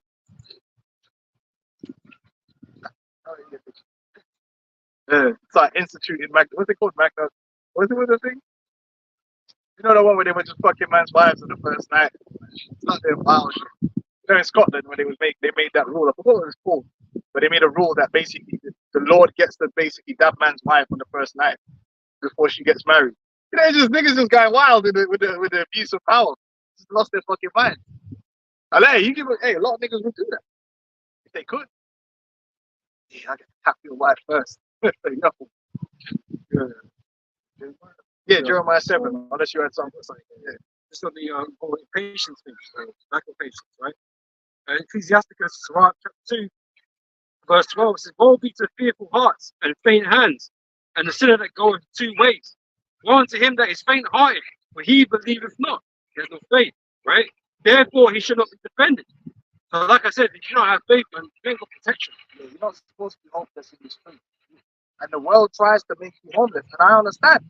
Because I've been personally in a situation for where you start feeling hopeless and you got to snap out of it. Like, no, I'm not hopeless. I've got this truth. And the Lord can see me through. And He's still seeing me through to this very day. That's why I'm standing here in front of you, like in the spirit, speaking this truth. Because of the Lord. It's not because of me. The Lord has seen me through trials and tribulations. But I understand. When I see man out there, I understand this world, right? The way this world is and how dark it is can make a man feel, or a woman feel extremely hopeless. You can feel like you ain't got nothing going for you. Like it's over. But with the Lord, it's never over. As long as you got breath in your lungs and you can call on the Lord, it ain't over. If you know the Lord, it ain't over. You got everything you need right there. And you have to be of a certain strength to accept that. And you don't lose hope. The worst thing to be in this world is hopeless, man. That's a deep, dark, that is hell. That's the deepest dungeon in hell when you've lost hope. And then you just run and jump in front of a train. You was in the hell, bro. Anyone you see doing that, they was in the hell of hells. To live so hopelessly, where you feel you want to jump in front of a train, and there's a lot of people that's happening to now. There's no way out. Like, boy, man, that's hell. We know there's a way. Yeah, We know it's coming. there's always a way, man. You know, like, we know it's just literally just in front of us, just right in front of us right now. We're not too far away from the end of this place, man. You know, and that's what keeps us going, man. Because we're so close. You know, with all these places, we see it every day. This place is falling apart, man. You know, it's just a matter of time for this place to destroy it, man. And our Lord returns. As long as you got this truth, we gonna always be straight. No matter what happens, man, you could be in a dungeon, in a dark dungeon, you're always gonna have hope. You have to have that strength. When you're like, listen, as long as I can call on the name of Yahweh Shani of God, and give him praise and give him glory, then I've done something in it. You know what I mean? I'm doing what I'm meant to be doing, man, and let the Lord's will be done. You know, you can't fall into. I'm from a personal point. I know what it's like to start falling into that depths of, I'm fucked. You know what I mean? But you got to drag yourself back out there, man. You got to climb up that dark ladder, man, and just be like, no, there's hope. You know, there's hope. Yeah, that's some places. It's dark down there and cold. It's true. So any of you brothers that's going through that, don't think you're the only one. Brothers go through dark moments, man, where the shadow of death, the shadow of Satan is trying to push you down with your circumstances. That's when you gotta, or brother come give you a word. Remember that there's light, man, and look to the light. Pull yourself back up towards that light, man. Again, these things come upon us, man, to test us, man, to build us up. You know, because it will make after coming out of it, it will make you stronger, man. For real, for sure. Yeah. You know what I mean? And the Lord is just preparing you for greater adversities ahead, man. And so you know, it's not the last time it's gonna happen. You know, it's not the last time. You know, but you're more prepared. You know, more prepared for lack of better words, man. But you've been through it before, man. You can do it again. The Lord can do it again. Bring you up out of there, man. Remember, the worst thing that could possibly happen is just lose your faith. That's like literally the be hope. That's the worst thing. That as long as that's not happened, it's hard to say. Easier said than done. But we ain't here to be easy. It's just like you know, I'm telling man about Charlo being he didn't show himself to be a fighter. A man will say to you, but it's not easy. But he wasn't there to. It wasn't. When you choose to be a fighter, you're not choosing to do things easy. The whole definition of being a fighter is you come up against adversity and you fight. A fight is not supposed to be easy. You listening to too much Floyd Mayweather. Easy work, easy work. Fight's supposed to be hard. It's hard to do the right thing. It's hard. This road is a hard road. It's not supposed to be easy. It's not supposed to be like, oh yeah, it's cool. It's supposed to be hard. You know? It's sad to be disciplined. I mean, this sport. Yeah, this world is never meant to be easy for us to get through. Through much tribulation shall we enter into the kingdom of heaven. So yeah, it's easy to say. I know that. Duh. What do you want to do? You still need to go out there and do it, man. You still need to do it. You still need to keep your faith in all things. And remember that as long as you have this truth and this faith, you can lose everything else and still be okay. It's if you look, because think of it this way. You're in depression because of your debt, or your woman left you, or all these things, right? But check this out. If I said to you, you can get that woman back, but forget about the name of Yahweh Hashem Yahushua and all that, would you do it? I need the Lord. So then, move on. Move on. If you ain't lost the word of the Lord, His understanding, and you see these bugged out niggas that have lost it, do you want to be them? In exchange for the life you think you should be living, or getting out of your tribulation the way when you want to get out, because the Lord's probably going to bring you out. But you want Him to bring you out when you want Him to bring you out, or you want Him to show you the way He's going to bring you out before He's ready to show you that way. Yeah. Would you trade this knowledge of this truth for that? You probably, I would hope, would say no. And if that's the case, then you're showing that having this truth is worth more than everything. So suck it up. But again, that's all part of counting that cost when we come in this truth, right? Yeah. And that's the thing that the apostles, they raise us with the right mentality. Coming in this truth is not going to be an easy walk, man. We're not going to have things the way we want it to be. We prepare our minds for adversity. We're not here to laugh and play games and have parties and all this kind of like it's a social, man. Everything just works. It happens like where you're gonna have shit going wrong all the time, man. You know what I mean? Shit goes wrong all the time. But we're still here though. We're still doing it. We still believe in Yahweh Hashem Yahshua, which is the most important thing. That's that pearl, right? That's the one thing that Esau can't take away. Esau can't do nothing to take away. He can take away everything else, a job, do all that shit. What would you give for everlasting life? Only the Most High can take away your faith. Yeah. But if you stay true to the Most High, then He gonna reward you, man. He's a rewarder of them that diligently serve and seek after Him. Right. You have to believe that. The minute you stop believing that, then you really don't have faith. Like some man condemn themselves. And I get that. Because sometimes I'll be honest, sometimes when you're going through shit, you're thinking, am I just not right? You're like, oh man, is it that I'm just not right? And the Lord's just given up on me and He's just done with me. Sometimes you get them thoughts like, the Lord just done with me or something. Then you have to think to yourself, you know what, man? I'm not going to condemn myself. If I'm condemned, the Lord condemned me. I'm going to live in faith and seek after Him, that because His mercy is great. And peradventure, I can receive that mercy if I believe in Him. The scripture says there's no condemnation in them which are in Yahweh Shai. So we need to be diligent. But sometimes Satan tries to make you feel like, you know what, man, I should just be destroyed. But he's right on that. But technically, he's always going to be right. Because technically, according to the works of the flesh, we should all be destroyed. So if you're going to play that game, you're going to lose. If you're going to play the game of, I deserve to be destroyed, well, technically, we all deserve to be destroyed. We've all done something that's worthy of destruction. But is that what Yahweh Shai came to do? No, He came to bring mercy. We're all getting mercy. And if you're getting mercy, then you're not really getting what you deserve. You're getting mercy, grace, redemption.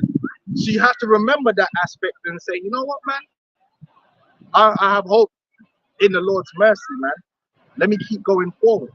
Trust me, Satan will try and put that dark gloominess on you. Oh man, I ain't right, man. Maybe all these things are happening to me because I'm just gonna be destroyed anyway. And all these dark thoughts come into your mind, and you start going down. And you gotta pray. You gotta read some Psalms. You gotta just lift yourself back up. Keep fighting, man. Get up, start fighting, man. Throwing that jab out there. You know what I mean? Not surviving, fighting. Because you survive, you're still gonna lose on points, right? So you gotta just fight, man. Try and win. We're here to win. Yeah, go on, man. Some of that fight is not fighting with belief, Yeah, they don't believe. You gotta have belief. You gotta have belief, man. Foolish hope. Hey, the punch is done, man. Hey, if David done the mathematics, he would have been finished, man. He would have been slavery to the Philistines, man. David said, fuck the mathematics. Draw for me them stones right there, man. I'm about to bust this nigga head. I don't care how tall he is. Rifle shot. Rifle behavior. Yeah, David coming at rifle behavior, man. He could have been a Benjamin. Nah, I'm joking. Judas. Yeah, rifle. I lick him up a long ways. There you go. Yeah, just quickly, just quickly, First Corinthians 10 and 13. There has no temptation taken you, but such as is common to man. But Most High is faithful, who will not suffer you to be tempted above that ye are able, but will with the temptation also make a way to escape, that ye may be able to bear it. Yeah, the Lord's gonna share. And sometimes that comes in the form of brother just come and pull you up by your bootstraps or something happen. Like for me, sometimes like you feel like you're in a bad position, man. But where I live, man, all you gotta do is walk. Man, on my way home from work, man, I come out of the station, I'm seeing crackheads and people just down bad, and I'm thinking, you know what, man, I've got daily bread, man. The Lord's taking care of me somehow because I could be these people. Sometimes you gotta look at who the Lord really has abandoned, man. You're like, like these men are down bad, man. You know what I'm saying? I could be, much what the Lord could really fucking just do you in and take everything from you.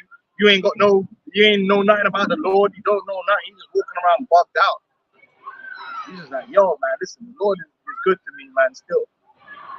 You know? So let me just keep it moving. It was even like Paul had the elements, right? And the Lord told him, my grace is sufficient for you, man. And sometimes you just accept that. Yeah. Because it's mercy still, Definitely. Yeah, the day you receive this truth was the greatest gift, man. So you just have to remember that, man. Because it could be a lot worse, man. You could be rolling with gold cap, man. For real. You know what I mean? Like in his house, blood. Talking to him, like, yeah, what up, man? Yeah. Vocab, man, you so funny. Homeboy. Yeah, rap that shit, vocab, yo. Complimenting his bars and shit.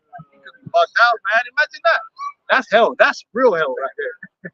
You all up in his house laughing at his jokes, corny jokes. Wow. Second Ezra 16 and 75. Be ye not afraid, neither doubt, for Most High is your guide, and the guide of them who keep my commandments and the precepts, says the Lord, power. Let not your sins weigh you down, and let not your iniquity lift up themselves. Yeah, man. We're not perfect, man, but we gotta march towards perfection, man, and don't let the imperfection destroy you, man. Don't let it destroy you. Don't let it draw you down into that dark place when you lose hope and you lose faith and you start doing crazy shit, man. And we've seen it. Because once you do that, you leave. Well, where do you go from there? Only Satan, basically. Only Satan take hold of you, man. You start moving like Macbeth. You know what I mean? You start moving like Macbeth out here, man.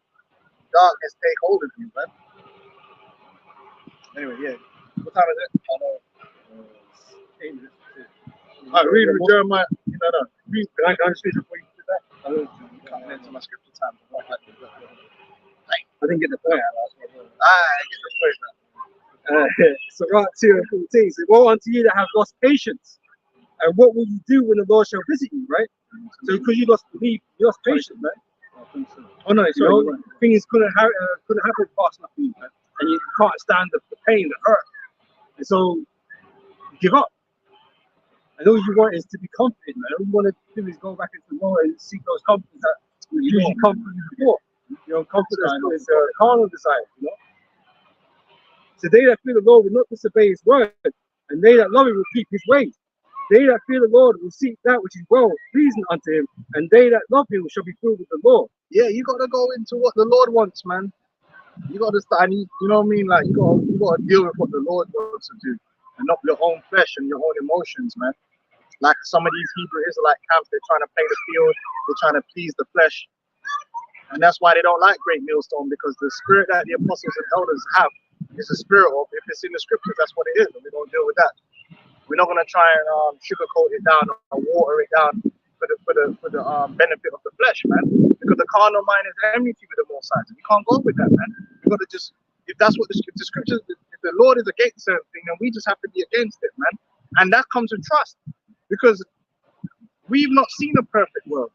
So we have to believe that the Lord knows how to make things perfect. And that's a big problem with our people. Our people don't believe that the way that the Lord has prescribed us to live is going to be good for them. They believe they're going to be upset, but then they want to live this way. But then this way has got them all jacked up because they don't trust. They don't trust that the Lord say, look, trust me, man. If you follow what I'm telling you to follow, everything's going to be blessed for everyone. Everyone's going to be fine.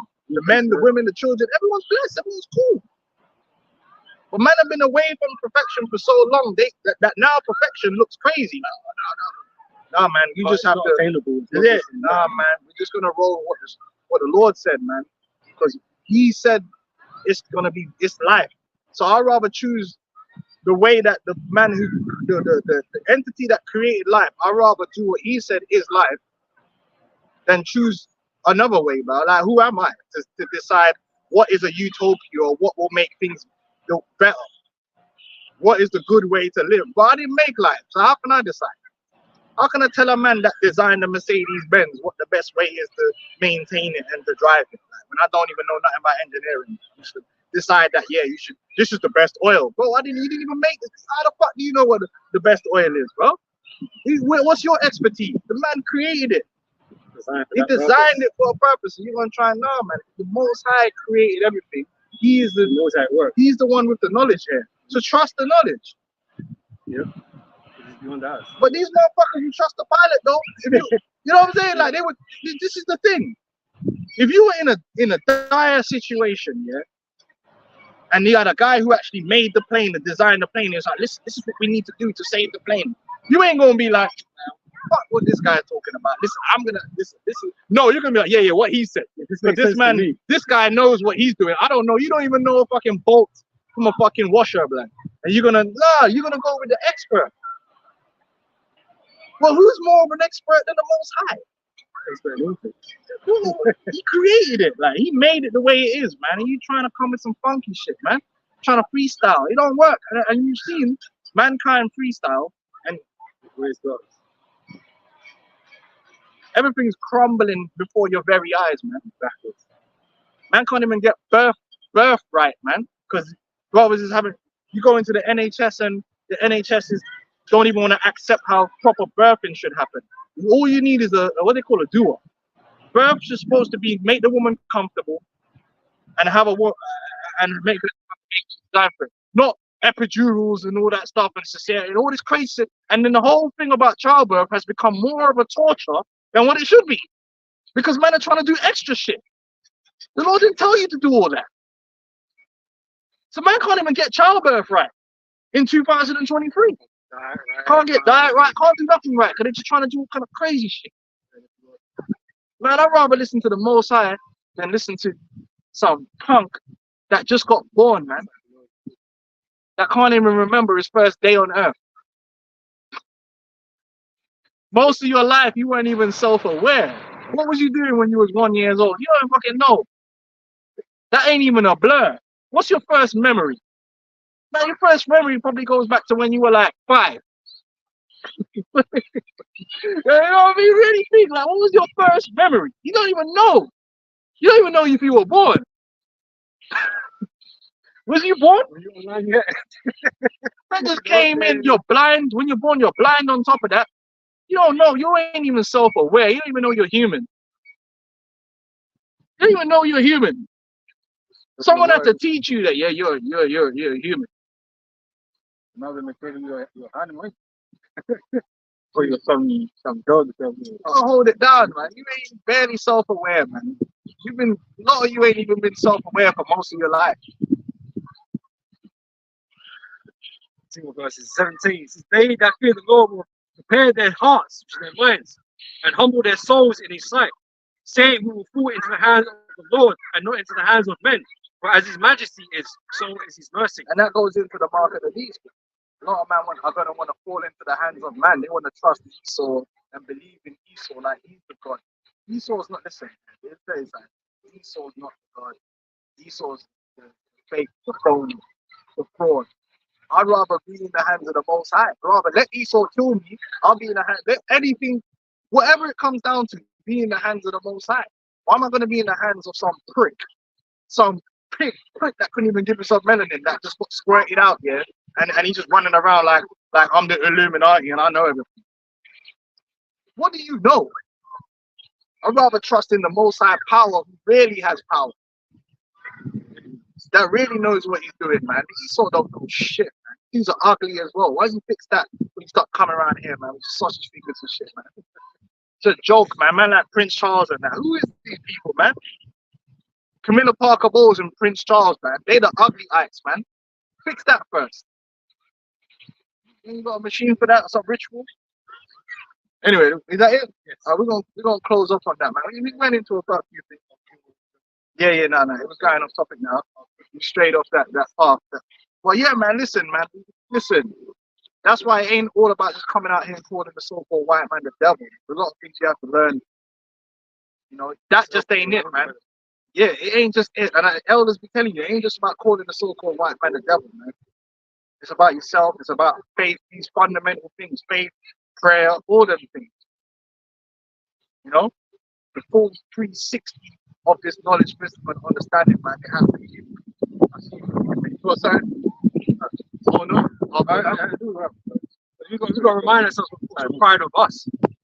You know, or what's expected of us, man. How are we supposed to, conducting ourselves, behaving, and all that kind of stuff. You know, the type of determination is required of us, man. Say the fucking act, man. Let's come out here with garments on, try to fuck a man's wife. What the fuck is wrong with you, man? That's why we gotta get out of it. We gotta be delivered, man. This is crazy. Colossians 3, I'm starting from 1, it says, if ye then be like reason, which Amashak seek those things which are above, where Amashak sits on the right hand of Most High, set your affection on things above, not on things on the earth. For ye are dead, and your life is hid with Amashak in Most High. When Amashak, who is our life, shall appear, then ye shall also appear with him in glory. Multiply therefore your members which are upon the earth, fornication, uncleanness, inordinate affection, evil concupiscence, and covetousness, which is idolatry. For which things sake the last of Most High cometh on the children of disobedience. And that's what's coming, man. The wrath of the Lord is going to come in a big way. Just start wiping people out, man. It's fast approaching. The Lord's just going to, all these meat sacks that walking around and lack faith, because that's the division. The faithful Israelite and the unfaithful Israelite. That's the division.